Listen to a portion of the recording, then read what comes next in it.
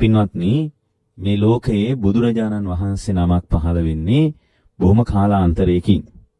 එතකොට මේ කාලාන්තරයකින් පහළ වෙන බුදුරජාණන් වහන්සේලා අපට උගන්වනවා එකම එක දෙයක්. මොකද්ද?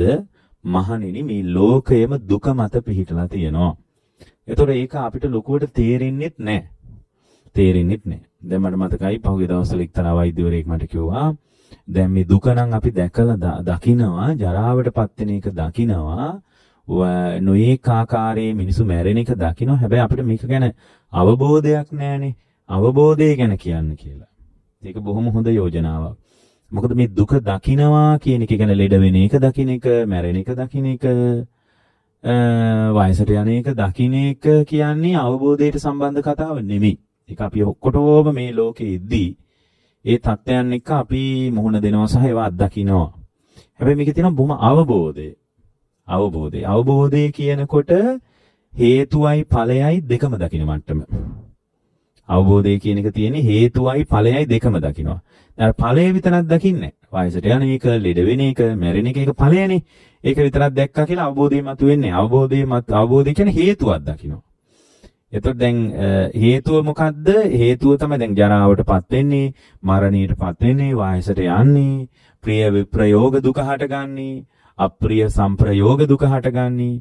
මේ ආදී වශයෙන් නොඑක ආකාරයෙන් දුක හටගන්නේ, නොඑක විදියට පින්වත්නි දුක හටගන්නේ අන් කවර දෙයක් නිසාවත් නෙමෙයි. මේ විදියට නොඑක ආකාරයෙන් දුක හටගන්නේ ජාතිය පදනම් කරගෙනම. ඒ කියන්නේ ඉපදීම පදනම් කරගෙනම. එහෙනම් දැන් ඉපදීම නිරුද්ධ කළොත් ජරා මරණ දුක නෑ නේද? කියලා ඉපදීම. ඒකට අපි කියනවා ජාති නිරෝධය කරා එකතු වෙන්නේ කොහොමද කියලා. අන්න ඒක තමයි අවබෝධය. එතකොට මේ අවබෝධය කියන්නේ අසනීප වෙනකොට බෙහෙත් ගන්න මට්ටම නෙමෙයි. මේක මෙහෙදී අපි සම්මත ලෝකේ පැවැත්ම පිණිස කරන එක්තරා දෙයක්. හැබැයි අවබෝධය කියලා කියන්නේ අපිට දැන් බුදුරජාණන් වහන්සේ මහණෙනි අනනුබෝධ. අපිට අවබෝධයක් නැති වෙච්ච නිසා තමයි අපි සංසාරේ යන්නේ කියලා. ඒ කියන්නේ අවබෝධයක් නැහැ කියලා කියන්නේ නප්පජානාති කියලා ඒකට කියනවා. අවබෝධයක් නැහැ කියලා. අනනුබෝධ. අවබෝධය ඇත්තෙම නැහැ. නැති නිසා මහණෙනි දීර්ඝ සංසාරේ අපි ඇවිදිනවා කියලා බුදුරජාණන් වදාලා. එතකොට නම් අවබෝධය කියලා කියන්නේ හේතුවයි ඵලයයි දෙක විමසලා හඳුන ගන්න එක.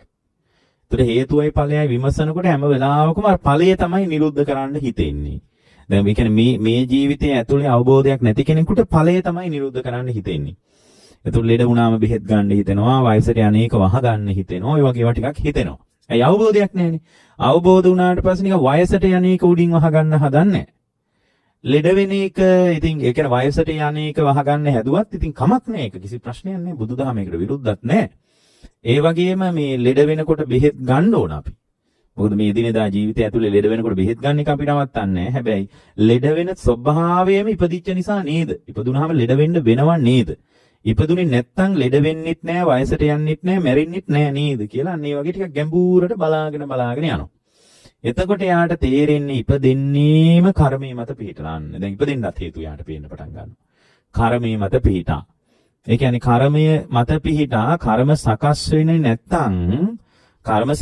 නැත්තම් එයාට නැවත උපතක් කරා යන්නේ නැහැ.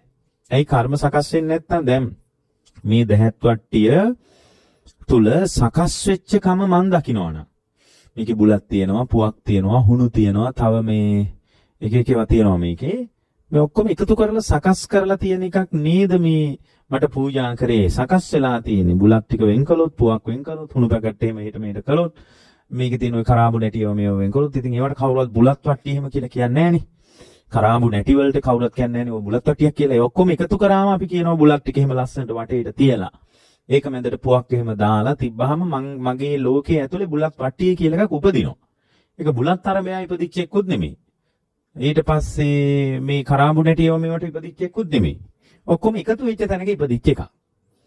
එතකොට ඒවා ඔක්කොම එකතු වෙච්ච තැනක බුලත් වට්ටිය කියන එක මගේ ලෝකයේ ඉපදෙනකොටම බුලත් වට්ටියේ ස්වභාවය මට තේරෙන්නේ නැත්තම්. මොකද්ද? මේ බුලත් පුවක් කුණු දුම් කළා රම ඔක්කොම එකතු කරලා හදපු එකක් මේක. එකතු වෙච්ච එකක්. වෙන් කළාම ඒවට වට්ටි කියලා කියන්නේ. එකතු වුණාම හදපු එකක්. එකතු වෙච්ච නිසා ගොඩ නැගිච්ච දෙයක් තමයි බුලත් වට්ටිය කියන එක කියලා දැක්කොත් ඒවා වෙන් කරාට පස්සේ කරාඹු නැටි වලට බුලත් වට්ටි කියලා කියන්නේ නැහැ නේ. පුවක් වලට එහෙම කියන්නේ නැහැ. දුම්කල වලට කියන්නෙත් නැහැ. උණු වලට කියන්නෙත් නැහැ. බුලත් වලට කියන්නෙත් නැහැ. එහෙම කියන්නේ නැහැ. ඔක්කොම එකතු වුණාම ඒකට ටිකක් ගෞරවයක් ඇති වෙනවා. ඉතින් මේ ස්වාමින් වහන්සේට ආරාධනා කරන සම්ප්‍රදාය ඔළුවට එනවා. S2 පියාගෙනත් මේ බුලත් වට්ටිය මට හිතන්න පුළුවන්, සිහි කරන්න පුළුවන්. ඇයි මගේ ලෝකයේ ඇතුලේ බුලත් වට්ටිය කියලා ඉපදිලා තියෙනවා. ඒකේ වටිනාකම පෙනුනොත් ඒ වටිනාකම පෙනිච්ච තැනක ඒ වටිනාකම පේන මට්ටමට අපි කියන උපාදානයි කියලා. වටිනාකම පෙනුනොත් බැඳෙන්න පුළුවන් මට්ටමිනෝ. තණ්හා පත්‍ය උපාදාන. ඒ කියන්නේ නන්දියක් ඇති වෙනවා මේකට. මේකේ වටිනාකම පේනවනේ. ඒ නිසා මේ බුලත් වට්ටියට බැඳුනහම මේ බුලත් වට්ටිය ආරම්භයා මං වැඩ කරනවා. අන්න එතකොට කර්ම හැදෙනවා. හැබැයි මේක වෙන් කරලා බැලුවොත් මේ මට බුලත් වට්ටිය කියන අදහසවත් එන්නේ නැහැ. දැන් මේ පීරිසියට එම අදහසක් පීරිසිය කියලා මේකට වටිනාකමක් දුන්නාට පින්නත් මේක පුංචි කෑලි වලට කැඩුවොත් පොඩ්ඩක්වත් වෙනස් කරන්න නැතු. මේ කෑල්ලක්වත් අයින් කරන්න නැතු. අඩුම මේකේ තියෙන පින්නත්නි පුංචිම අංශු මාත්‍රයක්වත් රූප කලාපයක්වත් අයින් කරන්න නැතුව මේ පීරිසිය අරගෙන මේක සම්පූර්ණයෙන්ම කඩලා. දැන් මේක දැක්කම වටිනාකමකුත් පේනවනේ. මේ ඇතුළේ ලස්සනට කැටයන් එහෙම තියෙනවා. ඉතින් මේක දැක්කම වටිනාකමක් මිනිහෙකුට පේනවා. එතකොට දැන් මේක ඔක්කොම අයින් කරලා මේක පොඩි කෑලි වලට කඩලා ඉවරලා මේක මම මේ වාජනයේටම දාලා දුන්නොත් ඕගොල්ලන්ට පීරිසිය කියලා එකක් උපදින්නේ නැහැ. පීරිසිය කියන අදහස උපදින්නේ හැබැයි මම මේ රූප කලාපයක්වත් අයින් කරෙත් නැහැ. මං කළේ මොකද්ද? මේ සතර මහා ධාතුවේ හැඩේ පොඩ්ඩක් වෙනස් කරපු එක විතරයි. හැඩේ වෙනස් කරත් වටින්නේ නැහැ. එහෙනම් මේ ලෝකේ වටිනාකම කියන එක තියෙන්නේ සකස් වෙච්ච තැනක විතරයි. ඔයගොල්ලන්ගේ රූපේටත් එහෙමයි. රූපෙටත් වටිනාකම තියෙන්නේ සකස් වෙච්ච තැනක විතරයි. එතකොට සකස් වෙච්ච තැනදී පින්වත්නි අපි තුල নিরතුරුව හැම වෙලාවකම වෙන දෙයක් තමයි කර්ම සකස් වෙනකම. හැම වෙලාවකම සිද්ධ වෙන දෙයක් අපි තුල කර්ම හැදෙනවා. ඒතර කර්ම සකස් වෙන්නේම වටිනාකම පේන තාක්කල් විතරයි. වටිනාකමක් පේන්නේ නැත්නම් මේක දැක්ක තැනම අතාරින්න පුළුවන්. දැන් පීරිසියේ කතාව ඇත්තටම තේරුම් ගත්තාම දැක්ක තැනම අතාරින්න පුළුවන්. අතාරිනවා කියන්නේ පාවිච්චි කරන්නේ අපි දැන් අදින් පස්සේ පීරිසියෙන් පාවිච්චි කරන්නේ අපි පීරිසිය නැතුව තමයි තේ බොන්නේ කියලා එකක් නෙමෙයි. පීරිසිය සම්බන්ධ නොබැඳී පරිහරණය කරන තැනකට අපි ඇතුළාන්තයේ වෙන එකතු වෙනවා. ඒ නොබැඳී පරිහරණය කරනකොට බැඳිච්ච නැති තැන්වල කර්ම හැදෙන්නේ නැහැ. ඒකට අපි කියනවා උපාදාන පත්‍ය භවෝ කියලා. භවය කියන්නේ කර්ම සකස් වෙනවා කියන එකනේ. එතකොට මේ බැඳුනහම තමයි කර්ම සකස් වෙන්නේ. බැඳුනේ නැත්නම් මේ පාවිච්චි කරන්න පුළුවන් කර්ම සකස් නොවි. ඒ කියන්නේ ඒකට අපි කියනවා භව නිරෝධයට එකතු වෙලා පාවිච්චි කරනවා. භවය හැදෙන්නේ නැහැ. එවනම පීරිසි පාවිච්චි කරන එක නවත්තන්නෙත් නැහැ. තේ බොන්න පීරිසිය ගන්න එක නවත්තන්නෙත් නැහැ. ඔන්න ඔය වගේ අපි මේ පාවිච්චි කරන ලෝකයේ තුලදීම ඇලෙන්නේ නැතුව පාවිච්චි කරන මට්ටමක් තමයි බුද්ධ ශාසනය පැහැදිලි කරන්නේ. එතකොට මේ පීරිසිය තියලා කෝප්පේ දෙනකොටම පින්වත්නි මගේ ලෝකයේ ඇතුලේ පීරිසිය ඉපදුනාම ඒ පීරිසිය වටිනාකම පේන තාක්කල් ඒ පීරිසිය පරිස්සම් කරන්න මට වෙනවා. ලෝකෙම ඔයගොල්ලන්ට ඔය ඔක්කොම පරිස්සම් කරන්න වෙලා තියෙන වටිනාකම් පේන නිසා. මොනවා වුණත් සවිඥානික අවිඥානික ලෝකෙම ඔයගොල්ලෝ රකින්නේ පරිස්සම් කරන්නේ ඔයගොල්ලන්ට ඒ වගේ වටිනාකමක් පේන නිසා. සිතට වටිනාකමක් වැටහෙන්නේ නැති වෙච්ච තැනක ඔයගොල්ලෝ ඕනෑවට වඩා පරිස්සම් කරන්න හදන්නේ. ඇයි? පරිස්සම් කරන්න හදන්නේ නැත්තේ අකාරුණිකකමකට නෙමෙයි. කරුණාවක් නැතිකමකට එහෙම නෙමෙයි පරිස්සම් කරන්නේ නැත්තේ. ඇත්තටම පරිස්සම් කරන්නේ නැත්තේ පින්වත්නි අකාරුණික අමානුෂික හිමකමකට නෙමෙයි. සැබෑවටම පරිස්සම් කරන්නේ නැත්තේ පරිස්සම් කරන්න දෙයක් නැහැ කියලා වැටහෙනවා. ඇයි? මේ ලෝකෙ මේ හැදිච්ච හැම දෙයක්ම අනිත්‍යයි. හැම දෙයක්ම අනිත්‍යයි. හැම දෙයක්ම දුකයි. හැම දෙයක්ම අනාත්මයි. ඒක මම ආයෙනෙන් ගන්න බෑ. ඇයි මේ හැදිච්ච ඒවා ඔක්කොම? හැදිච්ච ඒවා. ඒ හැදිච්ච ඒවායේ හැඩයට ප්‍රඥප්තියට අපි ආදරය කරනවා. ලෙන්ගතුකම්. ඒක මේ පණව ගත්ත පීරිසිය කියන එකට අපි වටිනාකම දැක්කම මේ පීරිසිය කෑලි වලට කඩලා ඔක්කොම කුඩු කරලා හොඳට අඹරලා කෝප්පයකට මේ කෝප්පෙටම දාලා දුන්නොත් ඕගොල්ලන්ගේ ලෝකේ පීරිසිය කියලා උපදින්නේ. හැබැයි මම පීරිසිය මොකක්වත් කරලා නැහැ. පීරිසිය තිබ්බම මොකක්වත් අයින් කරලා නැහැ. පීරිසිය තිබ්බ ඔක්කොම ටික තියෙනවා. මං හැඩේ විතරක් පොඩ්ඩක් වෙනස් කරලා තියෙනවා. ඔන්න ඔය විදිහට වටිනාකම හිටින් නැති විදිහට ඕගොල්ලන්ගේ සවිඥානික කය දිහා බලන ක්‍රමයට තමයි අපි විදර්ශනාව කියලා කියන්නේ. එතන මේ රූපය ගැන වටිනාකම බලාගෙන ඉඳි අඩු වෙලා යනවා. බලාගෙන ඉඳි අඩු වෙනවා. මේ රූපය ගැන මේ දැන් වෙනද අපිට හරි වටිනවනේ මේක. මේක වටිනවා මේකෙන් පවත්තන්න මොනවද නොකරන්නේ අපි. ඔක්කොම කරන්නේ මේක පරිසම් කරගන්නදී. පුදුම මුන්නතරම් වයසට ගියත් ලෙඩ වුණත් මේක බිඳේ කියලා මහා පුදුම බයක් නේ තියෙන්නේ. ඉතින් ආ බය වුණා කියලා මේක බිඳෙන එක නවතින්නෙත් නෑනේ. ඒ බය සම්පූර්ණයෙන් අයින් වෙලා යනවා. ඒ අයින් වෙලා යන්නේ මේ යථාර්ථය අවබෝධ වීමත් එක එක නේද මංගල සූත්‍රය කියන්නේ අශෝකං විරජං කේම. ඒ කියන්නේ මේ ස්කන්ධ පිළිබඳ අශෝකං ශෝකයක් කවදාවත් උපදින්නේ නැහැ. මංගල සූත්‍රයේ තියෙනවා. අර බුදුරජාණන් වහන්සේ වදාළ විදියට විදර්ශනාවෙන්ම බලා ඇලීම් ගැටීම් උපදින්නේ නැති ආකාරයට ඕගොල්ලෝ තුල විමර්ශනය කිරීමේ හැකියාවක් තිබ්බොත් විමසා බලන හැකියාවක් තිබ්බොත් එහෙම අශෝකං කවදාවත් ශෝකයක් හටගන්නේ නැහැ. විරජං කවදාවත් කෙලෙස් හැදෙන්නේ නැහැ. ඒ ආරම්භය මේ පීර්තිය ගෙදර ගෙනියන්න ඕන කියලා පීර්තිය ආරම්භය මට තණ්හාවක් උපදින්නෙම නැහැ. කෙලෙසේ උපදින්නේ නැහැ.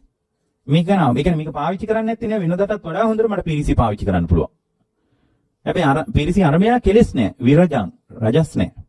කේම බයකුත් නැහැ. ඇයි බයක් නැති මේක කැඩෙනවා බින්දෙනවා ලුජ්ජති පලුජ්ජති ලෝකේ කැඩෙන බින්දෙන ලෝකයක් කියලා පීර්තිය ගැන දැනගෙනමයි පීර්තිය ගන්නෙ. ඒතර මේක කැඩුණා කියලා මේ අශෝකං විරජං කේමං බයකුත් නැහැ. බයකුත් නැහැ. ඔන්න ඔය පීර්තිය දිහා බලාපු විදියටම ඔයගලගේ රූපේ දිහා බලන්නකෝ. නිකන් මාසයක් විතර බලන්නකෝ. බලාගෙන ඉඳි වටිනාකම අඩු වෙනවා. ඊට පස්සේ බලන එක ඔයගොල්ලෝ රූපේ පැත්තට විතරක් නෙමෙයි අභ්‍යන්තර බාහිර දෙපැත්තට බලන්න ඕන. අජ්ජත් බාහිර කි රූපේ. අභ්‍යන්තර රූපයයි බාහිර රූපයයි. කියන්නේ ඕගොල්ලන්ගේ රූපයයි ඕගොල්ලෝගේ වටිනා කියලා හිතාගෙන ඉන්න ඕගොල්ලන්ගේ ගෙදර ඉන්න අයගේ රූප ටික දිහාත් ওই විදිහටම බලන්න. එතකොට ගෙදර ඉන්න අයගේ රූපේ වටිනාකමත් අඩු වෙලා යනවා. අඩු වෙලා ගියා කියන්නේ ඒගොල්ලොත් එක්ක ඥාතිකම එහෙම අතහැරෙන්නේ නැහැ. ඥාතිකම අතහැරෙන්නේ නැහැ, සම්බන්ධතාවය අතහැරෙන්නේ නැහැ. ඒවා වෙනදා වගේම තියෙනවා.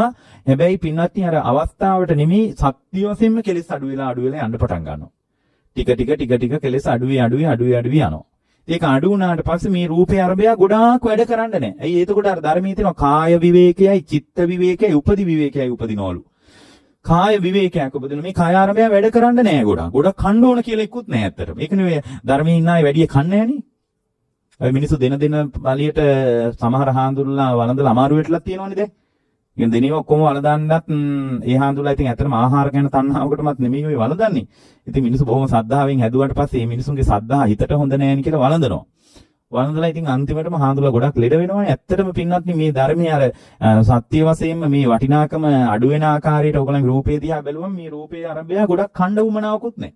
ඒකනේ හාමුදුරුවෝ මේ ගොඩාක් ස්වාමීන් වහන්සේලා එක වේලක් වළඳලා ඉන්නවා. අපි දන්න ගොඩාක් හාමුදුරුවෝ ඉන්න එක වේලයි වළඳන්නේ. දැන් ඕගොල්ලෝ පුළුවන්ද? ඔයගොල්ලෝ පුළුවන්ද නිකන් එක වේලක් වළඳලා ඉන්න? බෑ. ඇයි? ඒ අර සැබෑම කාය විවේකේ නැහැ.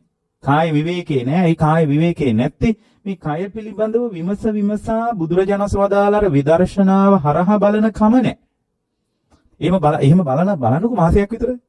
හැබැයි ඒක අජ්ජත් බාහිර පස් තැනකවත් බලන්න ඕන. අතීත අනාගත පච්චුප්පන්න අජ්ජත් බාහිර කියලා. ඉස්සලම ඔයගොල්ලන්ගේ රූපේ දිහා බලන්න ඕන. ඊට පස්සේ බාහිර රූපේ දිහාත් බලන්න ඕන. අජ්ජත් බාහිර. බාහිර රූපේ කියන්නේ ඔයගොල්ලන් ගෙදර ඉන්න අය. මොකද අපි ගොඩාක් වටිනාකම දීලා ඉන්නේ ගෙදර ඉන්න අයටනේ. ගෙදර ඉන්න අයගේ රූපේ දිහාත් බලන්න ඕනේ. ගෙදර ඉන්න අයගේ රූපේ කියන්නේ ගෙදර නෙමෙයි. ගෙදර ඉන්න පුද්ගලයෝ ඉන්නේ. ඒ අය දිහාත් බලන්න. ඊට පස්සේ ඕගොල්ලෝ අතීත අනාගත පච්චුප්පන්න. අතීතේ මගේ රූපේ කොහොමද කියලාත් බලනවා. එතකොට ඕගොල්ලන්ට පේනවා මම වෙනස් වෙලානේ. ඊට පස්සේ අනාගත රූපේට ගිහින් බලනවා. අනාගත රූපේට ගිහින් බලන්න බෑ. තාම අනාගත රූපේ ඉපදිලා නැහැ. නමුත් අපි බලනවා අතීතයේත් උනේ මේක නම් දැනුත් මේක නම් වෙන්නේ අනාගතේටත් ඕකම තමයි වෙන්නේ කියලා අනාගතේටත් බලනවා. එතකොට අනාගතයේ රූපේ මෙසේ වේවා මෙසේ නොවේවා කියන ප්‍රාර්ථනාව වෙන්නේ නැහැ. ඊට පස්සේ අනාගත රූපේ මෙසේ වේවා එසේ නොවේවා කියලා විතර නෙමෙයි දිව්‍ය ලෝකෙවත් රූපේ නම් ඕනේ නැහැ කියලා හිතෙනවා. නිකන් මේ රූපේ ගැන පිළිකුලක් උපදිනවා. අනේ දිව්‍ය ලෝකෙවත් මේ වගේ රූප නම් ඕනේ නැහැ. මනුස්ස ලෝකේ නම් කොහොමවත් ඕනේ නැහැ. මේ රූපේ බින්දෙන්න දහසකුත් හේතු තියෙනවා. කන බොන එක දෙන්නේ නැති වුණොත් බින්දෙනවා. බෙහෙත් ටික නිසා බින්දෙන්න පුළුවන්. ඊට පස්සේ සෙම නිසා බින්දෙන්න පුළුවන්. වාතය නිසා බින්දෙන්න පුළුවන්. පිත නිසා බින්දෙන්න පුළුවන්. සීතල නිසා බින්දෙන්න පුළුවන්. උෂ්ණය නිසා බින්දෙන්න පුළුවන්. මැස්සු මදුරුව නිසා බින්දෙන්න පුළුවන්. ඒ මදුරුව නිසා බින්දලා යන්නේ ඒ රූපේ මේ කාලේ මේ කියන්නේ ඩෙන්ගු කියලා එහෙම. ඉතින් ලොකෝ කතා නැහැ මොකක්වත්. ඒ මැසි මදුරුව නිසා පවා බින්දෙන්න පුළුවන්. එහෙම රූපයක් මම මේ නඩත්තු කරන්නේ අනේ මේ වගේ රූපයක් නම් දිව්‍ය ලෝකේ ගියත් ඕනේ නැහැ කියලාම හිතෙනවා. හැබැයි රූපය පිළිබඳ විදර්ශනාත්මක හැකින් බලන්න පුළුවන් දුනොත් විතරයි. ඒකෙන් බලන්න අපිට බෑනේ දැන්. ඒක බලන්න බැරි වෙච්ච තැනක මේ රූපේ වෙනුවෙන් ගොඩාක් වැඩ තියෙනවා කරන්න. දැන් බලන්න ඔයගොල්ලන්ට රූපේ ගැන කොච්චර වැඩ තියෙනවද කියලා. දැන් ඕක ගැන වැඩ නැති වුණාට පස්සේ මේ රූප එකම ඇඳුමක් හරි අඳින්න පුළුවන්. දැන් බලන්නකො හාමුදුරුවන්ගේ ඇඳුම.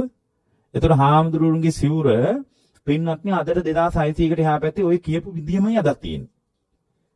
මොකක්වත් වෙනස් වෙලා නැහැ. සිවුර මහන ක්‍රම කීපයක් තියෙනවා. 100ක් කඩ සිවුරු තියෙනවා, 1000 කඩ 1000කින් මහන සිවුරු තියෙනවා. ඒ වගේ.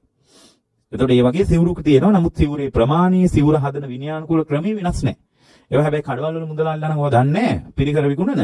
නමුත් ඒවා ඔය දැනුගත් හාමුදුරුවෝ ගත්තාම මේ සිවුරට අදාළ විනයානුකූල දේවල් ටික ඔක්කොම ඒ ස්වාමින් වහන්සේලා හදලා පිළිවෙලකට ගන්නවා. එතකොට දැන් බලන්න මේ සිවුරකට අදාළ කතාව කවදාවත් වෙනස් වෙන්නේ නැහැ.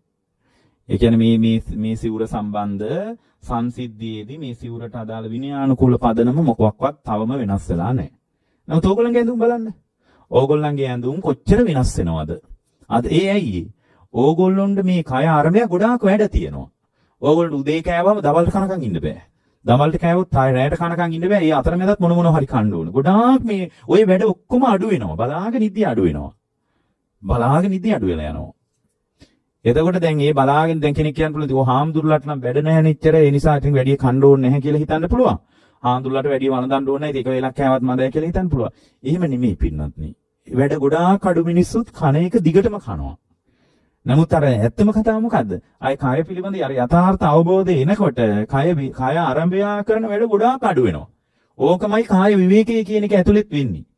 ධර්මයේ තියෙනවා මේ මහණෙනි මේ කාය විවේකය, චිත්ත විවේකය, උපදි විවේකයේ මතු වුණොත් ඒ විවේකයේ ඇතුළෙන් තමයි නිවන මතු වෙන්නේ කියනවා.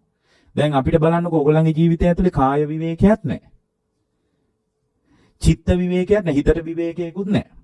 කෙලස් ගලන එක නම් නවතින්නෙම නැහැ. උපදි විවේකයක් නැහැ. අபிසංස්කාර උපදීන්ගෙන් බැට කනවා, කාම උපදීන්ගෙන් බැට කනවා, කෙලස් උපදීන්ගෙන් බැට කනවා, ස්කන්ධ උපදීන්ගෙන් බැට කනවා. ඉතින් මේ උපදීන් ස්ථිරසාරයෙන් පිළි අරගෙන, කාමයන් ස්ථිරසාරයෙන් පිළි අරගෙන, කෙලස් ස්ථිරසාරයෙන් පිළි අරගෙන ඔයගොල්ලෝගේ සිත එහෙමයි.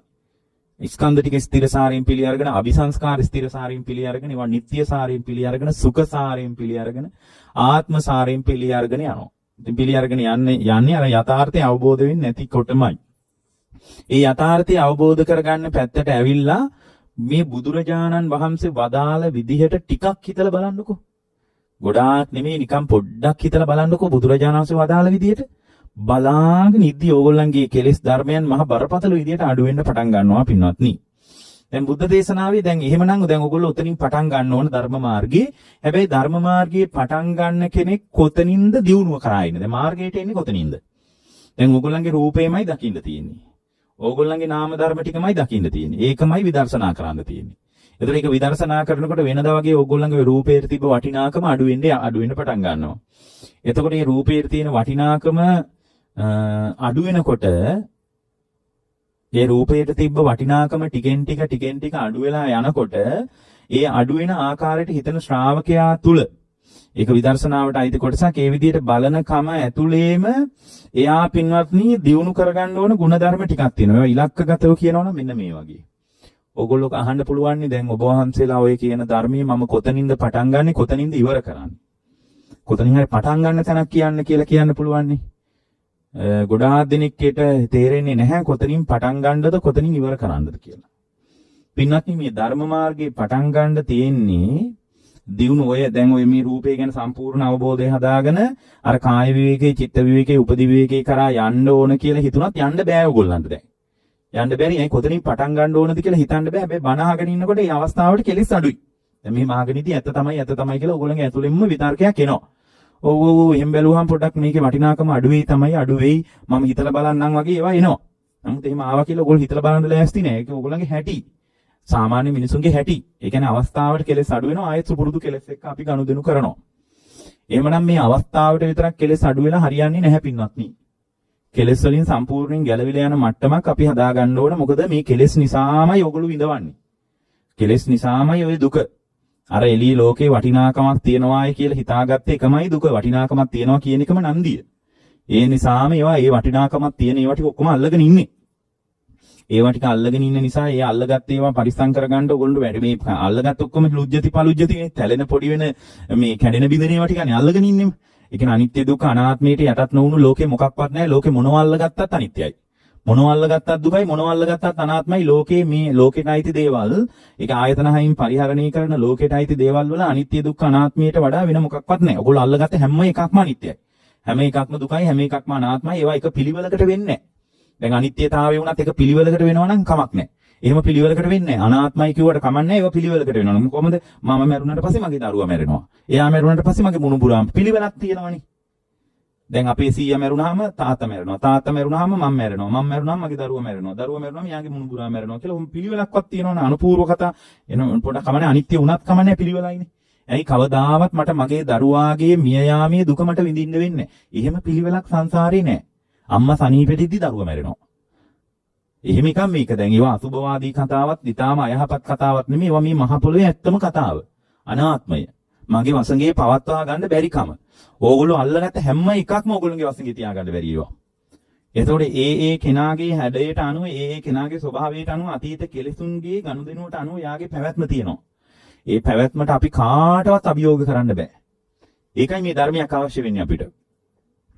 මේ පැවැත්මේ ස්වභාවය, පවතින විදිය, පැවැත්ම පදනම් කරගෙන අපි ගොඩනැගිච්ච විදිය, අපි හැදෙන වැඩෙන විදිය, මේවා ගැන අපි කාටවත් කියවීමක් නැහැ. එතන මේ පවතින ක්‍රමය ගැන අපිට හරියටම අදහසක් ගන්න බෑ පින්වත්නි. හැබැයි එකම අදහසක් ගන්න පුළුවන්. මොකද්ද? අනිත්‍ය දුක්ඛ අනාත්ම කියන ස්වභාවයට යටත් නොවුණු මොකුත් නැහැ. ඔයගොල්ලෝ අදන්ට අල්ලගත්ත ඒවායි අල්ල නොගත්ත ඒවායි ඔක්කොම අනිත්‍ය දුක්ඛ අනාත්ම ස්වභාවයට යටත්. එතකොට අනිත්‍ය ඒවාට යටත් වෙච්ච ලෝකයක් අල්ලගෙන ඉන්නවා කියන්නේ හොද මඩේ දානවා වගේ එකක් තමයි ඔයගොල්ලෝ අද කර කර ඉන්නේ. ආයෙත් හොදනවා, ආයෙත් මඩේ දානවා, ආයෙත් හොදනවා, මඩේ දානවා, ඔය වගේ එකක් කර කර ඉන්නේ. ඔය වැඩේ නවතින්නේ නිර්වාණීය පැත්තට එකතු වෙච්ච දවසට. මොකද නිර්වාණීය තමයි ලෝකේ අසංකත ධාතුව. අර අනිත්‍ය දුක්ඛ අනාත්මයට යටත් නොවන උපාදෝ පඤ්ඤායති, වයෝ පඤ්ඤායති, චිතස්ස අඤ්ඤතත්තම් පඤ්ඤායති කියන ඇතිවීම, නැසීම, වෙනසීම කියන ස්වභාවයට යටත් නොවුණු එකම දේ නිර්වාණ ධාතුව විතරයි. එතකොට මේ නිර්වාණ ධාතුව හැම කාලෙම අහන්න ලැබෙන්නේ නැහැ. පරණ නගරයක් හොයා පරණ නගරයකින් නටබුන් හොයා මතු කරනවා වගේ බුදුරජාණන් වහන්සේ නමක් විතරයි මේ වැඩේ කළේ. නමුත් අපිට මේකේ වටිනාකමක් ලොකුවට තේරෙන්නේ නැහැ. අපි උත්සාහ කරන්නේම අවස්ථාවට කෙලස් ටිකක් එහෙට මෙහෙට කරගෙන ඉන්න. නිකන් අවස්ථාවට පොඩ්ඩක් ෂේප් එකේ ඉන්න තමයි බලන්නේ. නමුත් ආයෙත් කෙලස් එක ගනුදෙනු කරන එක ස්වභාවයෙන්ම අපි තුල සිද්ධ වෙනවා. ඒ කාලේ මිනිසුන්ට ඔය අදහස නෙමෙයි තිබ්බේ. ඒගොල්ලෝ මිනිසුන්ට තිබ්බා කොහොමද කෙලස් අයින්ම කරගන්නේ? ඒගොල්ලෝ දැක්ක කෙලස් කියන්නේ දුකක් මිසක් වෙන මොකක්වත් නෙමෙයි. දැන් අපේ ඇතුළාන්තය තුල පදිංචි වෙච්ච කෙලස් උදුරලා දාන්න තරම් අපි ප්‍රබල නැහැ. මොකද ඒවා එච්චරට පල් වෙලා ඇතුලේ. එච්චරට අභ්‍යන්තරය තුල හිටලා තියෙන පින්වත්නි. ඒවා අයින් කරගන්න ලේසි නෑ. එතකොට ඒවා අයින් කරගන්න ලේසි නැත්නම් මොකද?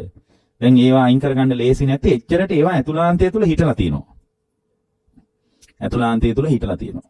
ඒතර ඇතුළාන්තය තුල හිටලා තියෙන ඒවා පරණ වෙන්න මේ පැල්ලම් අයින් කරගන්න ලේසි නෑ. සමහර පැල්ලම් තියෙනවනේ පරණ වුණාම ඒවා අයින් කරන්නම බෑනේ. අන්න ඒ වගේ ඕගොල්ලන්ගේ චිත්ත අභ්‍යන්තරයේ මත කෙලෙස් සටහන හිටලා තියෙන්නේ දැන්. ඒක උදුරලා දාන්න අමාරුයි. ඒක එච්චරට පරණයි. පරණ වෙලා උදුරලා දාන්නම අමාරුයි. ඉතින් මේක යන්තම් හරි මොනවා හරි කිමිකල් එකක් දාලා පොඩ්ඩක් කෙමීර ෂේප් එකේ ගලවලා දාන්නත් බැරිවත් නැහැ. එහෙම තමයි ප්‍රබල රසායනික ද්‍රව්‍ය තියෙනවා. එහෙම මොකක් හරි එකක් තමයි කරන්න වෙන්නේ. අන්න එහෙම එකක් තමයි බුදු සාසනය කියන්නේ. සීලයෙන් හිමීට මේක තෙතමාතු කරලා සමාධියෙන් හිමීට උපකාරයක් අරගෙන ප්‍රඥාවෙන් ගලවලා අයින් කරන්නයි තියෙන්නේ. සීලයෙන් මේ තියෙන කෙලස් ටික හිමීට බුරුල් කරලා සමාධියෙන් මේ කෙලස් ටික එකතු කරලා ප්‍රඥාවෙන් උදුරලා දාන්නයි තියෙන්නේ. අනාදිමත් කාලයක් තිස්සේ මේ පල්ලෙච්ච කෙලස් වලට අපිට වෙන කරන්න දෙයක්ම නැහැ පින්වත්නි. ඔච්චරමයි අපිට කරන්න පුළුවන් දෙය. එතකොට ඔය දේ අපිට මේ කාලේ කරගන්න පුළුවන්. හැබැයි ඕගොල්ලෝ පටන් ගන්න ඕන මෙන්න මෙතන ඉලක්කයට කියනවනම් මෙන්න මේ ටිකයි. ඕගොල්ලෝ කරන්න ඕන මොකද්ද? හරිම අපි දැන් කැමති ওই වැඩේ කරන්න මොකද්ද කරන්න ඕන? ඕගොල්ලෝ දැන් ඉන්න මට්ටම ඇතුලේ ඕගොල්ලෝ ගනුදෙනු කරන එක වෙනස් කරන්න එපා. දැන් මොකද ගනුදෙනු කරන එක වෙනස් කරන්න කිව්වොත් ඕගොල්ලෝ මේකට කැමතිත් නැහැ. දැන් ඔයගොල්ලෝ දැන් මේ වෙනකොට ඇති වෙච්ච සම්බන්ධතාව තියෙනවනේ. ඔයගොල්ලෝ වැඩ කරන්න වෙලා, රැකියාව කරන්න වෙලා, වැඩට යන්න වෙලා, දරුමල්ලු පෝෂණය කරන්න වෙලා, ඉඩ කඩන් දීපල ගෙවල් දොරවල් එක නඩත්තු කරන්න වෙලා, සල්ලි හොයන්න වෙලා, සල්ලි තැන්පත් කරන්න වෙලා, බැංකු ණය ගෙවන්න වෙලා, ඉතින් ගොඩාක් වැඩ තියෙන ඔය ඔක්කොම වෙනදා වගේම කරන්න ඕට. ඒවා මොකක්වත් වෙනස් කරන්න එපා. ඒවා වෙනදා වගේ කරගෙන යන්න. හැබැයි ඔයගොල්ලෝ ඇතුළ පොඩ්ඩක් වෙනස් කරගන්න ඕට. මොකද කෙලෙස් හිටලා තියෙන අභ්‍යන්තරයේ මිසක් ඔයගොල්ලෝ කරන වැඩපිළිවෙල ඇතුළේට වඩා ඒවා පදනම් කරගෙන උනත් කෙලෙස් හිටින්නේ අභ්‍යන්තර, චිත්ත අභ්‍යන්තර. එහෙනම් සිත අභ්‍යන්තරයේ ඇතුළේ වැඩක් තියෙන්නේ. ඒ නිසා ඔයගොල්ලෝ දැන් කලබල වෙලා අඳින විදිය, කොණ්ඩේ හදාගන්න විදිය වෙනස් කරන්න යන්න එපා. ඒවා වෙනදා වගේම ඔයගොල්ලෝ කරන ගමන් මෙන්න මේ ටික පුළුවන් නම් කරන්න බලන්න. අඳින පළඳින කන බොන විදිය ඒවා ඔක්කොම කරන ගමන් ඕගොල්ලෝ පුළුවන් නම් මෙන්න මේ ටික කරන්න බලන්න පින්වත්නි. ඕගොල්ලෝ දැන් ඉන්න එතකොට දැන් බලන්න ඕගොල්ලෝ ලේසි වැඩක් කියන්නේ ඕගොල්ලෝ දැන් ගත කරන ජීවිතය වෙනස් කරන්න ඕනත් නැහැ. ඕගොල්ලන්ට තියෙන්නේ ඔය ගත කරන ජීවිතේ ඉස්සරහට යන ගමන් ඕගොල්ලන්ට තියෙන්නේ මේ කියන වැඩේ කරන්නයි. හැබැයි ඔය ගත කරන ජීවිතේ ඇතුලේ ඕගොල්ලන් ඉන්න බැරි දවසකුත් එනවා. දැන් ඔය ඉන්න මට්ටම තියෙන ඕකේ ඉන්න බැරි දවසක් එනවා. ඒ ඉන්න බැරි දවස කියන්නේ අනාගාමී වගේ තත්ත්වයක්. ඕගොල්ලෝ එච්චර උඩට යන්නේ නැති බවත් මම දන්නවා. යන්න පුළුවන් නම් ඊටාම ස්වල්ප පිටසක් බවක් දන්නවා. මේ සෝවාන් වෙන්නවත් බැරුව ඉන්න එකේ අනාගාමිකමක් ගැන අපිට කතා කරන්න බෑනේ. අනාගාමී වුණොත් මේ කාලේ ගිහි ජීවිතය ඇතුලේ ඉන්න බෑ. ඒ නිසා මේ අනාගාමීකම කියලා කියන්නේ අරහත්ත්වයට කිට්ටු වෙච්ච තැනක් මිසක් ඕගොල්ලන්ගේ ඔය අන්ධබාල පෘථග්ජනකම ඇතුලේ කතා කරන්න පුළුවන් තැනක් නෙමෙයි. ඒ නිසා ඕගොල්ලෝ ඒකට බය වෙන්න ඕනත් නැහැ. අනිත් එක තමයි පින්වත්නි මේ ජීවිතයේ ඇතුලේ මේ කරන දේ සම්පූර්ණ මානසිකයි. හැබැයි ඕගොල්ලන්ගේ ජීවිතේ හොඳ පැත්තට මිසක් නරක පැත්තට නම් කවදාවත් මේ ධර්මයේ හිටියොත් වෙනස් වෙන්නේ නැහැ. හොඳ පැත්තටමයි වෙනස් වෙන්නේ. සමහර විට ඕගොල්ලෝ වැඩ කරන විදිය දිහා බලලා ඔෆිස් එකේ කියාවි මේ ඔයා ඔච්චර කාර්යශූරව වැඩ කරන්නේ කොහොමද? ඔයා වෙනදා ඔහොම නෑනේ. ඔයා කොහොමද ඔච්චර තාම සුහදශීලී සේවයක් කරන්නේ? ළඟ ඉන්න කෙනාට ඔයා කොහොමද ඔහොම hina වෙන්නේ? එනායට ඔච්චර කලබලින් වැඩ කරන්නේ මොකද කියලා වගේ අහයි කට්ටිය. ඒ කියන්නේ එච්චර ප්‍රබෝධයක් ඇති වෙනවා ගිහි ජීවිතය ඇතුලේ. දැන් බලන්නකො ගිහි ජීවිතය ඇතුලේ ප්‍රබෝධයක් නැහැනේ. ලංකාවේ රාජ්‍ය සේවයට ගිහින් බලන්නකො ප්‍රබෝධයක් නැහැනේ. ඇයි ඒගොල්ලන් ඇතුලේ ධර්මයක් නැහැ. ධර්මයක් නැති නිසා ඒගොල්ලන්ගේ ඇතුලේ අර ධර්මයේ අධර්මයේ වෙන් කරගන්න බැරි වෙච්ච නිසා අසත්පුරුෂකම ඇතුලේ හරි කමන්නේ පඩි හම්බ වෙනව නම් ඇති. ඒ මට්ටමේ ඇවිල්ලා තියෙන ඒගොල්ලන්ගේ ජීවිතය ඇතුලේ ධර්මයක් තිබෙන්නේ නැත. ඒ නිසා ලංකාවේ රාජ්‍ය සේවකයෝ බලන්නකො රටටම ණයයි. ලෝකෙටම ණයයි. ඇයි මේ මහ පොළොවේ yaadෙන්නේ නැහැ නීක? මේ මහ පොළොවේ දැන් බලන්නකො රාජ්‍ය සේවකයෝ ඉන්නවා. ඒගොල්ලන්ගේ ජීවිතය අන්තිම අසාර්ථකයිනේ. මට හම්බෙලා තියෙනවා පුදුම අසාර්ථකයි. සමහර ලක්ෂයක් විතර පඩි ගන්නවා. සමහර ගුරුවරු ඉන්නවා අසාර්ථකයි. සමහර රජයේ විධායක ශ්‍රේණියේ රැකියා කරන අය හොඳ පඩියක් ගන්නවා. නමුත් පඩියම නායකයෝගේ ඉන්නවා. නායකයෝගේ ඉඳලා මිනිස්සු මැරිලා යනවා ළඟදී. හේතුව මොකක්ද දන්නවද? මේ මහ පොළොවේ කුසලතාවයක් ධර්මයක් නැති තැනක අධර්මී නම් එතන තියෙන්නේ. අකුසල සංස්කාරයට නම් විවෘත වෙලා තියෙන්නේ. ඒක මේ මහ පොළොවේ පළ දෙනවා. විශේෂයෙන්ම ලංකාවේ බෑ ඒක කරන්න. මේ මොකද ලංකාව කියන්නේ භාග්‍යවතුන් වහන්සේ කීප වතාවක් ඇවිල්ලා බුද්ධ අධිෂ්ඨානයක් කරපු භූමියක්. පිරිනිවන් මංචකයේදීත් ලංකාව ගැන භාග්‍යවතුන් වහන්සේ අධිෂ්ඨානයක් කරලා තියෙනවා. ඒතර දෙවියන්ගේ විශාල රැකවරණයක් තියෙන මේ වගේ තැනක අපි මේ ඉන්නේ. ඒතර මේ වගේ තැනක ඕගොල්ලන්ගේ ගිහි ජීවිතයේ ඇතුලේ ඕගොල්ලන්ගේ අධර්මයේ නම් වැඩෙන්නේ අසත්පුරුෂකම නම් වැඩෙන්නේ ඕගොල්ලන්ට නැගිටින්න බෑ. ඒක බැරි බව ඕගොල්ලෝ හොඳට බලන්නකෝ ගමට ගිහින් එහෙම මිනිස්සු දිහා. මහා ලොකු පඩි ගන්න රාජ්‍ය සේවයේ ඉන්න මිනිස්සු බලන්නකෝ ඒගොල්ලෝ තමන්ගේ වැඩේ හරියට කරන්නේ නැති වෙච්ච තැනක ඒගොල්ලෝ හරියම අසහනෙන් ඉන්නේ. නමුත් පුද්ගලික සේවයේ බලන්නකෝ ඒගොල්ලෝ ගිහින් අර රැකියාවක් රැක ගන්න ඒගොල්ලෝ ධර්මයක් තියනවා හෝ නැතුව තමන්ගේ වැඩේ කරනවා හරියට. තමන්ගේ වැඩේ කරනවා. ඒ මිනිස්සුන්ගේ නැගී සිටීමක් තියෙනවා. ඒගොල්ලොන්ටත් මේ රාජ්‍ය සේවයට වඩා 20 30 ගුණයකින් වැඩි පඩියක් හම්බෙලා නෙමෙයි. ඒක මේ මහ පොළොවේ කතාව. හැබැයි මේ ධර්මයට ආවොත් එහෙම එයා තුල මහ පුදුම දියුණුවක් හැදෙනවා. පුදුම දෙවියන්ගේ පවා රැකවරණයක් හම්බෙනවා. දෙවියන්ගේ පවා ආශිර්වාදයක් ලැබෙනවා. ඒකට තියෙන ක්‍රමය තමයි ඔය මූලික ධර්මතාවයට එන එක. මොකද මෙහෙම කියන්නේ ගොඩාක් අය හිතනවා ධර්ම මාර්ගයේ ඇතුලේ ඔයගොල්ලෝ අනාථ වෙයි. අපිට මේ සමාජයේ ඇතුලේ අපි ගොඩාක් අනාථ වෙයි. ඔය ඔබ වහන්සේලා කියන වැඩපිළිවෙල පැවිදි අයටයි හරියන්නේ. ගිහියෝ අපිට හරියන්නේ නැහැ වගේ ලංකාවේ මිනිසුන්ගේ අදහසක් තියෙනවා.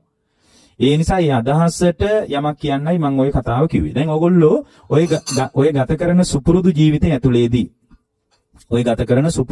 ඇතුලේදී ඔයගොල්ලෝ දක්ෂ වෙන්න ඕන මෙන්න මේ දෙයට. පළවෙනි එක තමයි ඕගොල්ලන්ගේ ඉන්ද්‍රිය ධර්ම ටික දියුණු කරගන්න ඕන. දැන් මට මේ කාලය වේගෙන් යන නිසා මම මේ ඉලක්කගතව කියන්නේ. මේ ටික සටහන් කරගෙන හරි කමක් නැහැ පින්වත්නි, පුළුවන් තරම් මේ ටිකට අර්ථයක් දෙන්න බලන්නකෝ. ඉන්ද්‍රිය ධර්ම පහක් තියෙනවා. මොනවද? සද්ධා ඉන්ද්‍රිය, විරිය ඉන්ද්‍රිය, සති ඉන්ද්‍රිය, සමාධි ඉන්ද්‍රිය, ප්‍රඥා ඉන්ද්‍රිය. ඔන්න ඔය ඉන්ද්‍රිය ධර්මයේ සමානව දියුණු කරන්න යන්න. සද්ධාව ඕනෑවට වඩා සද්ධාව දියුණු කරන්න එපා. සද්ධාවයි, වීරියයි, සතියයි, සමාධියයි, ප්‍රඥාවයි ඔක්කොම එකම තැනකදී දියුණු කරන්න පටන් ගන්න. කොහොමද එකම කෙනෙක් කියන්න පුළුවන් ඕවා දියුණු කරන්න නම් පන්සල් වලට යන්න වෙනවනේ කියලා. එහෙම එකක් නැහැ. පින්වත්නි, බුදුරජාණන් වහන්සේ කෙරෙහි ශ්‍රද්ධාව උපදව ගන්න. ඒ මාර්ගයටත් ශ්‍රද්ධාව උපදව ගන්න. ආර්ය මහා සංඝයාටත් ශ්‍රද්ධාව උපදව ගන්න. එතකොට ඒ ශ්‍රද්ධාව උපදවාගත්ත තැනක ඒ ශ්‍රද්ධාවට අභියෝග වෙන විතර්ක එක්ක ගනුදෙනු කරන්න එපා. අභියෝග වෙන විතර්ක එනකොට ඒක යාගේ එක මේක මගේ එක කියලා හිත හදා ගන්න. දැන් සමහරට හිතන්නකෝ ස්වාමීන් වහන්සේ නමක් ගැන කතා කරනකොට ඔය ගිහි උදවිය අතරින්ම එනවා චෝදනාව. ඒ චෝදනාවට හා හුවක්වත් දෙන්න එපා. හා කියලා කියන්න මොකක්වත් කියන්න එපා. ඒකකොට ඕගොල්ලෝ හිතා ගන්න ඒකේ ස්වාමීන් වහන්සේගේ ස්වභාවය, මේක මගේ ස්වභාවය.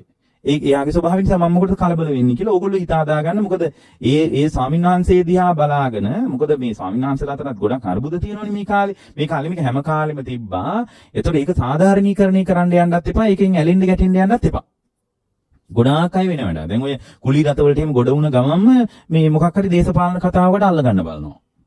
භික්ෂුවක් හරි කමන්නේ අල්ල ගන්න බලනවා. අර ඒ කියන්නේ එච්චරට මේ ලංකාවේ මිනිස්සු භික්ෂුවගේ ස්වභාවය තේරුම් අරගෙනත් නැහැ. ඒතකොට යම් භික්ෂුවකට වැරදිලා තියෙනවා නම් ඒකේ විපාකේ ඒ භික්ෂුවට තියෙන්නේ. ඕගොල්ලෝ ඒවට කරගහන්න යන්නත් එපා.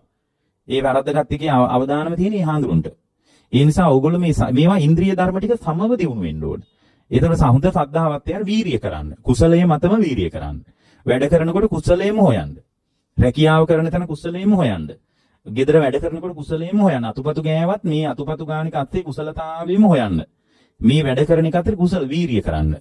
හොඳට සිහිය උපදවගෙන ඉන්න හැම වෙලාවකම තමන්ගේ කය පැත්තේ සිහිය තියාගෙන වැඩ කරන්න. තමන්ගේ සිත පැත්තේ සිහිය තියාගෙන වැඩ කරන්න. තමන්ගේ සුඛ වේදනා දුක් වේදනා ඇති වෙනකොට ඇති වෙලා යන බව හොඳට දැනගෙන වැඩ කරන්න. ඒ වගේම සිතේ උපදින නානාවිද ධර්මයන් තියෙනවා. ඒවා නීවරණ ධර්ම වෙන්න පුළුවන්, බොජ්ජංග ධර්ම වෙන්න පුළුවන්. ඒවා පිළිබඳව උත්තර එළඹ සිටි සිහියෙන් වැඩ කරන්න. සිහිය කොහෙවත් තියලා යන්නත් එපා, එන්නත් එපා. ඔෆිස් එකේ සිහිය තියලා ගෙදර එන්නත් එපා, ගෙදර සිහිය තියලා ඔෆිස් එකේ යන්නත් එපා. සිහිය හැම වෙලාවකම ඇතුලේ තියාගන්න. තමන්ගේ ඇතුලේ සිහිය තියාගන්න. බණ ඇහුවත් මේ බණ පැත්තට හිම සිහිය වන්න එපා. තමන්ගේ පැත්තේ සිහිය තියාගන්න. ඒතර ඒක ඔෆිස් එකෙත් පුළුවන්, පන්සලෙත් පුළුවන්, ආරාමෙත් පුළුවන්, කුටියකට වෙලත් පුළුවන්, කැලෑවකට වෙලත් පුළුවන්, උයන කොටත් පුළුවන්. සද්ධා විරිය සති සමාධි හොත්තට එකඟ වෙච්ච සිතකින් වැඩ කරන්න. එකඟ වෙච්ච සිතකින් වැඩ කරනකොට අර මේ අවිජ්ජා දෝමනස්ස වගේ කෙලෙස් වලින් යාට ගහන්නේ නැහැ. එකඟ වෙච්ච සිතකින් වැඩ කරනවා. වැඩිත් සාර්ථකයිනේ. හොඳට සමාහිත බවකුත් තියාගන්න. ඒ වගේම මේ සත්පුද්ගල භාවයකින් ගත්ත ලෝකේ නාම රූප වශයෙන් බලන්න. නාම රූප වශයෙන් බලලා මේ රූපේ යථා ස්වභාවය කුමක්ද කියලා ගැඹුරු අවබෝධයක් හදාගන්න අර ඉස්සලා දේශනාව පටන් ගන්නකොට කිව්වේ මේ රූපය කියන්නේ එහෙම ඕගලන්ට ඕන විදිහට පවත්වන්න පුළුවන් එකක් නෙමෙයි කියලා අපි ඉස්සලා කියපු කතා ටික ඔලුවට අරගෙන එතකොට අර වටිනාකම වෙනදා වගේ නැහැ අඩු වෙනවා වෙනදා වගේ මේකට වියදම් කරන්නත් නැහැ.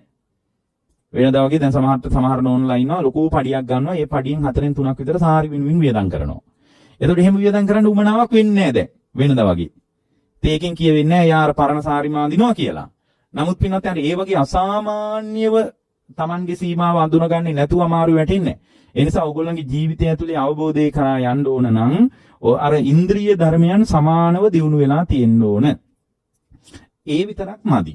දැන් ඕගොල්ලන්ට මම කියවනේ මේ අනාදිමත් කාලයක් තිස්සේ ඇතුළාන්තය තුළ කෙලෙස් හිටලා තියෙන අය ගලවන්න ලේසි නැති මට්ටමටම හිටලා තියෙන්නේ කියලා. එච්චරම අවදානමින් හිටලා තියෙන්නේ. බරපතල විදියට ඒ කෙලෙස් ටික හිටලා තියෙන්නේ. ඒ කියන්නේ බාහිර අරමුණු මත ඉන්ද්‍රිය පංචකයෙන්ම ඇලිලා තියෙන්නේ. ගලවන්න ලේසි නෑ. දැන් අර ඔකට කියනවා මක්කට ආලේපේ කියලා. ඒ කාලේ මේ වඳුරු අල්ලන මිනිස්සු වඳුරු අල්ලන්න ඕන වුණාම ඒගොල්ලෝ කරන්නේ මොකද්ද? වඳුරු ඉන්න තැන්වලට මේ කොහොල්ල වලින් ඔය ඇලෙන දේවල් වලින් ලාටු වලින් ලස්සනට බෝනික් එක වගේ කෙනෙක් හදනවලු. බබෙක් වගේ රූපයක් හදනවලු. හදලා ගහේ අලවලා තියනවලු. වඳුරු අල්ලන ක්‍රමයක් ඒක. එක්තරා විදිහක වඳුරු අල්ලන්න පාවිච්චි කරන උපක්‍රමයක්. ඒතර වඳුරු මොකද කරන්නේ? ඇවිල්ලා වඳුරු ඉතින් ඔය හැමතැනම ඇඟිල්ල දානවනේ, අත දානවනේ. එතකොට වඳුරු මොකද කරන්නේ? මේකට ගහනවලු අතින්. අතින් ගහනකොට අත හැලෙනවා. ඒ අත ගලව ගන්න කියලා හිතාගෙන ඊළඟ අතින් ගහනවා. ඒතර අත් දෙකම හැලෙනවා. ඒ අත් දෙක ගලව ගන්න කියලා හිතාන තමයි කකුලෙන් ගහන්නේ. කකුලත් හැලෙනවා. ඒ අත් දෙකයි දැන් කකුලයි ඇලවිලා දැන් අමාරු වැටලා තියෙන හැබැයි එක කකුලක් තියෙනවා.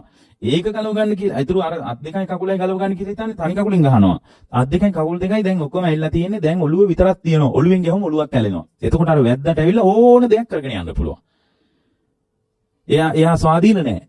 එයා අර බාහිර මක්කට ආලේපේ පදනම් කරගෙන අත් දෙකෙනුයි කකුල් දෙකෙනුයි ඔළුවෙනුයි ඇලිලා ඉවරයි. අන්න ඔය වගේ ඇසෙනුයි කනෙනුයි නාසයෙනුයි දිවෙනුයි කයනුයි මේ ඉන්ද්‍රිය පහෙන්ම පින්වත්නි බාහිර අරමුණු වලට අපි ඇලිලා ඉන්නේ දැන්. ඒ බාහිර අරමුණු වලට ඇලිලා ඉන්න එක තමයි උපාදානය කියන්නේ. ඇලිච්ච නිසා මේක ගලව ගන්න කියලා හිතාගෙන වැඩ කරනකොට තව ඇලෙනවා. සිතින් කයින් වැටෙන වැඩ කරනකොට අපි දැන් බලන්නකෝ ඕගොල්ලන්ගේ ජීවිතේ ප්‍රශ්න විසඳ ගන්න කියලා ඕගොල්ලෝ වැඩ කළාට කවදාවත් ප්‍රශ්න ටික විසඳිලා නැහෙනේ. දැන් මේ වෙනකම්ම ඕගොල්ලෝ දරුවොත් ඉන්නවා මේ ඔක්කොම නිසා වැඩ කරලා ඕගොල්ලන්ට අදත් ප්‍රශ්න විසඳිලා නැහෙනේ. හෙටත් විසඳින්නේ නැහැමයි ඉතින්. ඒක ඇත්ත. හෙට විසඳින්නේ නැහැ. එතකොට මේ ඉන්ද්‍රිය අරමුණු ඔස්සේ අපි ඇලිලා ඉන්න නිසා දැන් සමහර වෙලාවට මේවට ඇලුනට පස්සේ ගල්ලව ගන්න ලේසි නෑ. ඒකට සීල සමාධි ප්‍රඥාව පාවිච්චි කරලා බොහොම පරිස්සමින් ඥානවන්තයෙක් තමයි මේක යන්තම් ඔළුව ගලවලා ඊටු ටික හිමීට ගලව ගනින් කියලා කියන්නේ. ඒ තමයි අපගේ බුදුරජාණන් වහන්සේ. ඒතර බුදුරජාණන් වහන්සේ විතරයි මේ සංසාරික ලෝකයට ඇලිලා ඉන්න කමින් ගැලවෙන විදිහක් අපිට වදාළේ. ඒතර මේතනදී ගැලවෙනවා නම් පින්වත්නි ඕගොල්ලන්ගේ ඇතුලේ තියෙන කෙලෙස් පදනම් කරගෙන ඕගොල්ලෝ ඇලෙන්නේ. ඒ ඇලිච්ච තැන් ගලව ගන්නවා නම් ඕගොල්ලන්ගේ හිත පුහුණු කරගෙන යන්න වෙනවා කුසලතාවයේ පැත්තට. දැන් ඔය විදියට මේ බණ ඇහුවා කියලා බෑ. ඒකයි මම කිව්වේ බණ අහගෙන ඉන්නකොට අවස්ථානෝචිතව කෙලෙස් අඩුයි. දැන් මේ බණ අහගෙන ඉන්නකොට ඇත්තටම කෙලෙස් අඩුයි. නමුත් කෙලෙස් අඩු වුණාට ආයෙත් කෙලෙස් වැඩෙන කෙලෙස් ඇති වෙන ස්වરૂපයක් අපේ ඇතුලේ තියෙනවා. ඒ නිසාම අපි කරන්න ඕන දෙයක් තමයි අපේ හිත කුසලතාවයේ පැත්තට ධර්මයේ පැත්තට පුහුණු කරගෙනත් යන්න ඕන. ඉතින් පුහුණු කරගෙන යන්නේ නැතුව බනහලා විතරක් මේ ප්‍රශ්නේ විසඳෙන්නේ නැහැ. ඒකට අපි කියනවා නිමිත්ත කුසලතාවය කියලා. ඊට පස්සේ ඉස්සෙල්ලා කිව්වා ඉන්ද්‍රිය ධර්මයන් සමානව දියුණු කරගන්න ඕන. ඊළඟට නිමිත්ත කුසලතාවය තියෙන්න ඕන. නිමිත්ත කුසලතාවය කියලා කියන්නේ ධ්‍යාන සිත උපදව ගන්න. ඒ කියන්නේ උපචාර අර්පණාවසෙන් සිත දියුණු කරගන්න. සිත දියුණු කරන්න පුළුවන්. සිත දියුණු කරන්න පුළුවන් කියන්නේ පින්වත්නි සිත වඩන්න පුළුවන්. සිත වඩනවා කියලා කියන්නේ ප්‍රඥාව වඩනවා කියන එකයි. ඇත්තටම ප්‍රඥාව වඩන්න සිත අවබෝධ වෙනවා. අවබෝධ වෙන සිත නිවෙනවා. ඒක තමයි රහස. සිත ප්‍රඥාව වඩන්න සිත අවබෝධ වෙනවා. සිත අවබෝධ වෙන සිත නිවෙනවා. අපේ සිත ඇවිලිලානේ. රාගෙන් ඇවිලිලා, දේශෙන් ඇවිලිලා, ගුණමක්කමෙන් ඇවිලිලා, බද්ධවෛරෙන් ඇවිලිලා, පටිගෙන් ඇවිලිලා කොයි වෙලාවෙ ගිනි ගයිද කියලා අපි දන්නේ නැහැ. කොයි වෙලාවෙ ගිනි ගයිද දන්නේ නැහැ. මේ අපේ ස්වභාවයෙන්ම ඇවිලෙන විදියට තියෙන්නේ. ඒ කියන්නේ ඇතුලේ ඕනම වෙලාවක ඇවිලෙන්න පුළුවන්. දැන් මම මේ වචන දෙකක් කියලා ඕනනම් අවුලවල දාන්න පුළුවන් මෙතන. ආයේ කවදාවත් බණක් අහන්න නැති විදියට මට පුළුවන් අවුලවන්න ඕන.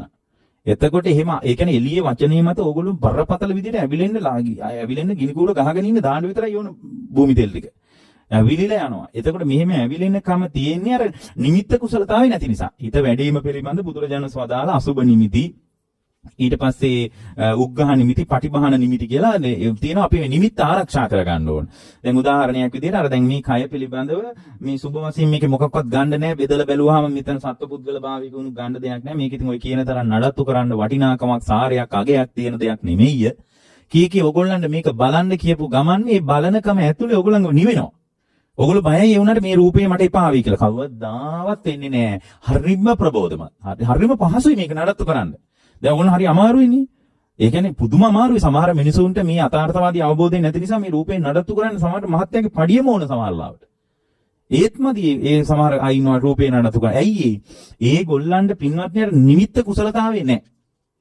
අසුබ නිමිති, පටිභාන නිමිති, උග්ඝහ නිමිති ආදී වශයෙන් ඒ පුද්ගලයා තුළ උපදවාගෙන මේ රූපේ විදර්ශනා කරන හැකියාවට අදාළ විදිහට සියුම්ම හිත වැඩිීමේ හැකියාව නැහැ.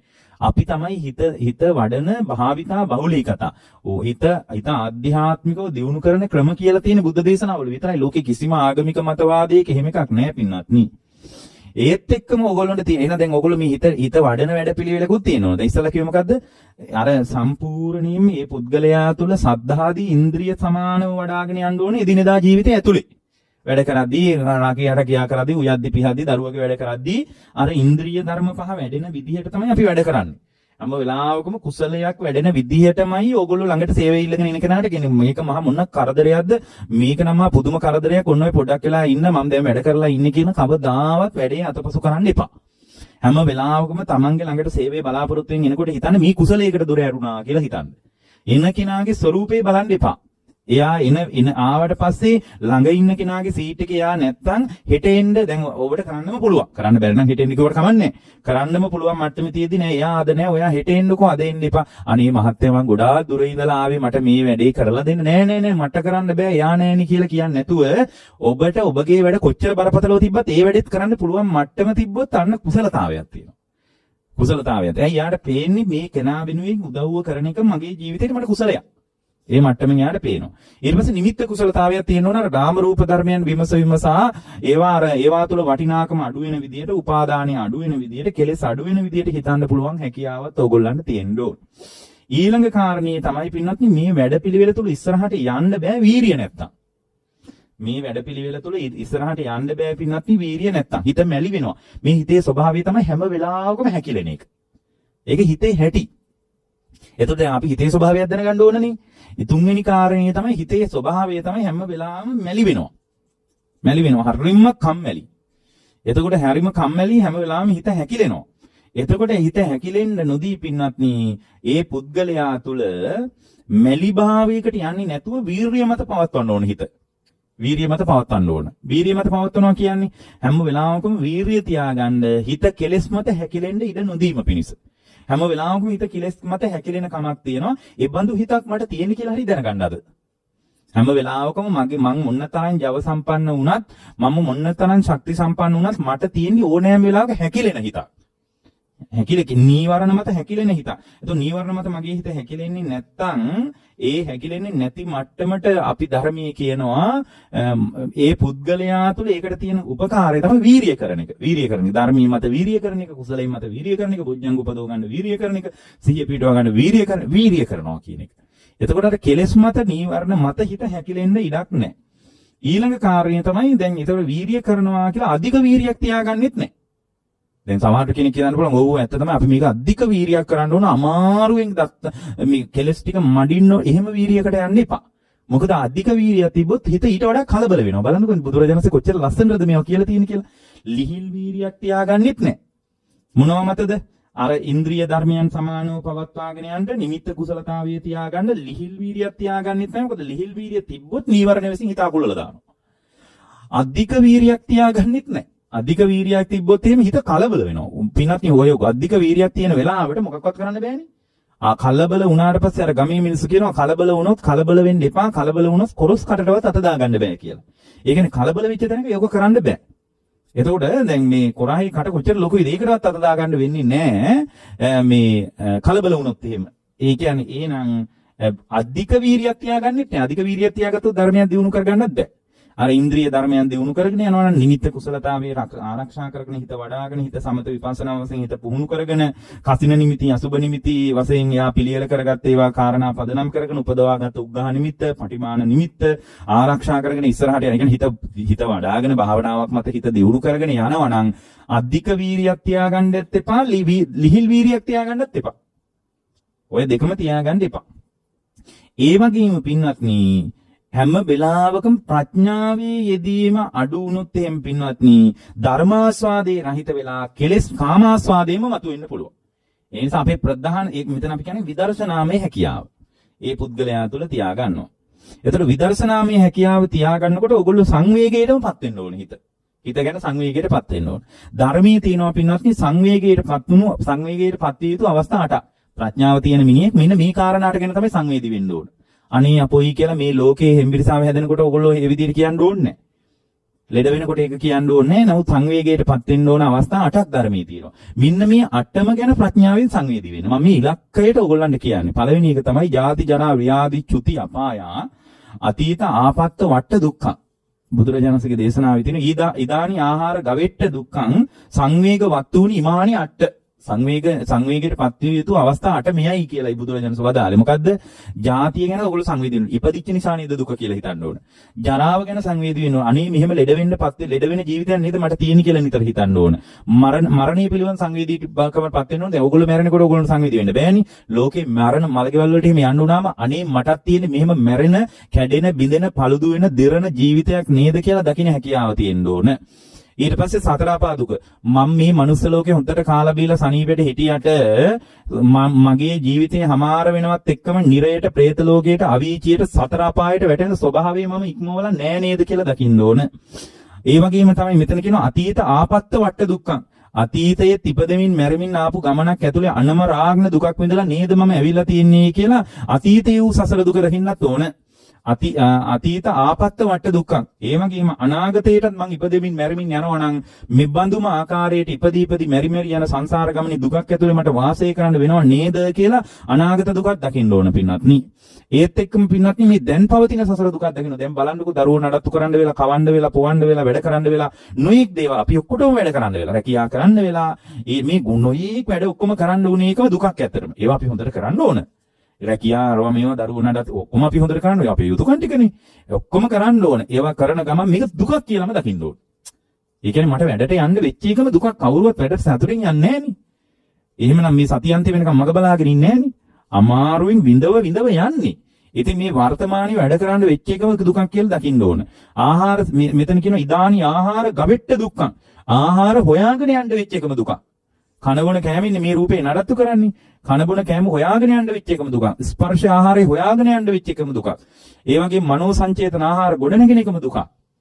විඥාන ආහාරයේ පදනම් කරගෙන නැවත ප්‍රතිසන්දියක් ලැබෙන එකම දුකක් කියලා ඔයගොල්ලෝ අර ආහාර සෙවීමේ දුකම දකින්න ඕනේ. මෙන්න මේ කාරණා 8 ගැන හැම වෙලාවෙම සංවේදී වෙන්න ඕනේ. ඔතනින් මෙහා පැත්ත එකක් ගැනවත් සංවේදී වෙන්න එපා පින්වත්නි. ඔය ටික ගැන සංවේදී වුණොත් පින්වත්නි ඒ පුද්ගලයාට අවබෝධය කරා යන්න ඒ සංවේදී ප්‍රාප්තභාවය උපකාර කරනවා. එතකොට එයාගේ සිත මාර්ගයටම එකතු වෙන්න පටන් ගන්නවා. මාර්ගයටම එකතු වෙනකොට එයාගේ ඉරියව් හතර තුල ඉඳ ගැනීම, හිට ගැනීම, ඇවිදීම්, නිදා ගැනීම කියන ඉරියව් හතර පැත්තේම සිහිය පිහිටවල සමාධිමත් සිතකින් එයාට Tamanගේ නාම රූප ධර්මයන් පිළිබඳ මදහත් සිතක් උපදිනවා. එතකොට කෙලෙසුන්ගෙන් හිත මිදෙනවා. ඔන්න ඔය විදිහට ඕගොල්ලෝ ප්‍රායෝගික ක්‍රියාමාර්ග වලට ටික ටික එකතු වුණොත් ඕගොල්ලන්ගේ ජීවිතය ඇතුලේ අවබෝධය කරා යන්න පුළුවන්. ඒ බඳු අවබෝධාත්මක හැකියාවක් පිණිස අද මේ උතුම් බුද්ධ දේශනාව ඔබ හැම දිනාටම උපකාර වේවා කියලා අපි දේශනාව නිමා